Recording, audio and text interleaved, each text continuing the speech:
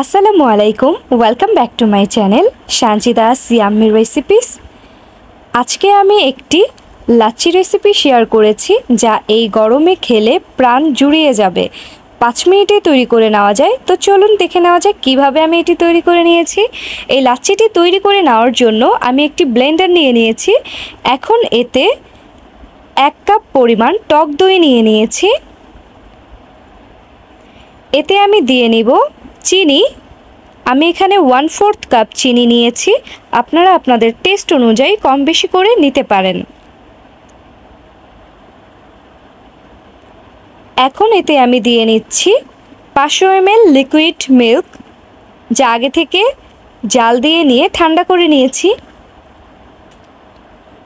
এখন এতে দিয়ে নিচ্ছি 2 টেবিল চামচ ফ্রেশ ক্রিম। এটি অপশনাল, আপনারা চাইলে স্কিপও করতে পারেন, বাট এটি দিলে অনেক টেস্ট আসে। এখন দিয়ে নিচ্ছি 1/2 পিঞ্চ বিট লবণ। সবগুলো উপকরণ একসাথে করে আমি এখন এগুলো ব্লেন্ড করে নিচ্ছি। সো আমার ব্লেন্ড করে নেওয়া হয়ে গেছে আর লাচ্ছিও একদম রেডি হয়ে গেছে। এটি খুব দ্রুতই তৈরি করে নেওয়া যায় অল্প কিছু উপকরণ দিয়ে। আমার ভিডিওটি যদি ভালো লাগে তাহলে অবশ্যই একটি লাইক দিবেন, কমেন্ট করবেন, আমার চ্যানেলটি সাবস্ক্রাইব করবেন আর পাশে থাকা বেল আইকনটি প্রেস করে নেবেন।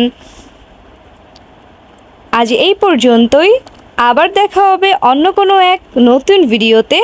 ওই পর্যন্ত সবাই ভালো থাকবেন, সুস্থ থাকবেন আর অবশ্যই আমাকে সাপোর্ট করে যাবেন। আসসালামু আলাইকুম।